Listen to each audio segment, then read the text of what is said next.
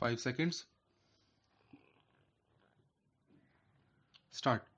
Sir, as you are aware, under the Constitution, certain rights have been reserved for the scheduled castes and scheduled tribes as laid down in Article 330 of the Constitution.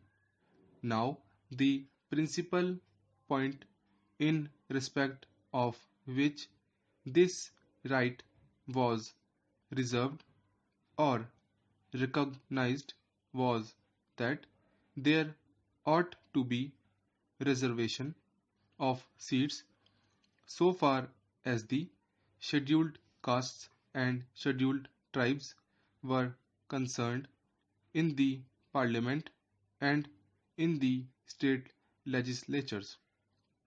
Then, sir, it was left to the president to prepare the lists and to promulgate them so far as these tribes were concerned, and therefore under Article 341 1 these orders were issued by the president under the authority which had vested in him. In all, as many as 4 orders were issued in 1950, and according to these orders, effect has been given and seats were reserved at the last general elections and naturally at the subsequent by-elections as well. Sir, at the time when these lists were under preparation and subsequently also a number of complaints were made to the Government of India, and according to some the lists were incomplete, and according to others there were certain communities, certain tribes or certain castes which ought not to have been included, and therefore when under Article 340 of the Constitution the government appointed the Backward Classes Commission in 2003, they requested the Backward Classes Commission also to consider the question as to whether there ought to be any additions to or reductions from the scheduled castes and scheduled tribes orders as pointed out by me just now. Now, the whole question was considered by the Backward Classes Commission, and in volume 2 of their report they have dealt with this question on the information that they then had. Thereafter, sir, twice the views of the Backward Classes Commission were sent to the state governments. In the first place, we requested them to offer to us their views or reactions. They were received, and thereafter the government considered all those matters as also the suggestions, and again sent back their tentative views to the state governments. The state governments considered this matter, and thereafter their views in a final shape came, and after the receipt of all this material and after considering all the circumstances, the government took certain decisions.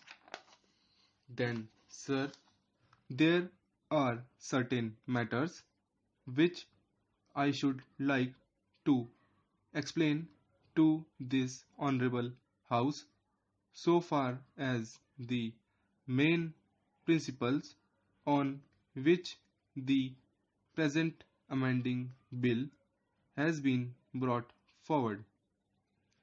The Backward Classes Commission, Sir, made certain recommendations.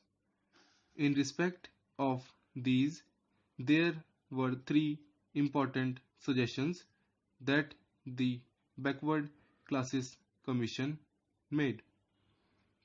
One was, as you are aware, Sir, in respect of the untouchables amongst the Sikh community.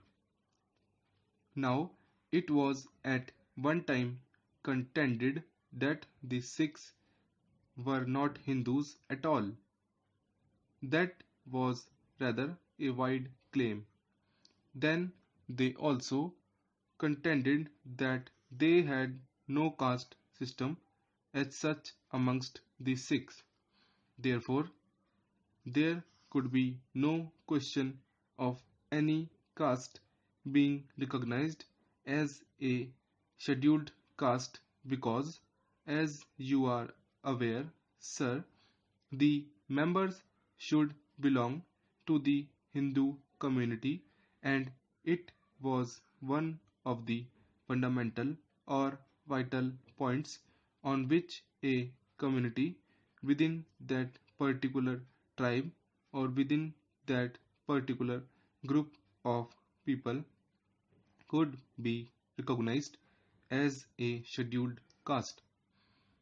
In respect of scheduled tribes, sir, the question of their belonging to a particular religion need not be taken into account, and there are scheduled tribes who have been recognized in these orders who belong either to the Hindu community or to the Christian community, or they follow certain customs and manners which may not come within the established doctrines of either Hinduism or Christianity.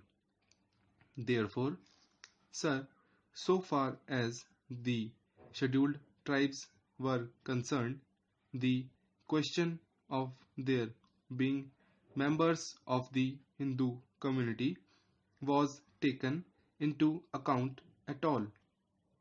But so far as the scheduled caste are concerned, we have to understand here the historical fact that these were members of the Hindu religion, but on account of certain notions prevailing in ancient India, certain people, our own people, were unfortunately recognized as untouchables as they are called, and therefore certain very bad practices based on the alleged doctrine of untouchability grew up, and that to a very large extent, as you are aware, sir, polluted the very good atmosphere that ought to have been